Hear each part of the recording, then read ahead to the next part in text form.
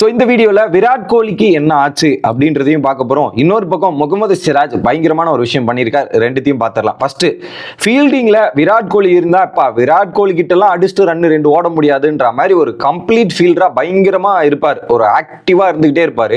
நேற்று அவர் ஒரு 4 விடும்போது பார்த்தீங்கன்னா கையில் பால் வந்து அப்படியே தேய்ச்சிக்கிட்டு போக கையில் காயம் ஏற்பட்டுச்சு.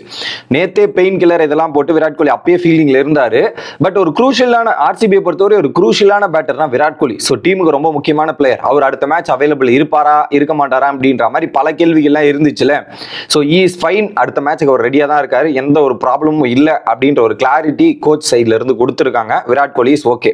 ரெண்டாவது முகமது சிராஜ் போன வருஷம் ஜிடிக்கு எதிராக விளையாடும் போது man of the match Mohammed Siraj. இந்த வாட்டி ஜிடில இருந்து ஆர்சிபிக்கு எதிராக விளையாடும் போது man of the match Mohammed Siraj. GT versus RCB அப்படின்னாவே முகமது சிராஜ் தான்பா கிங்கு அப்படின்றத ப்ரூவ் பண்ணியிருக்கார் மக்களே.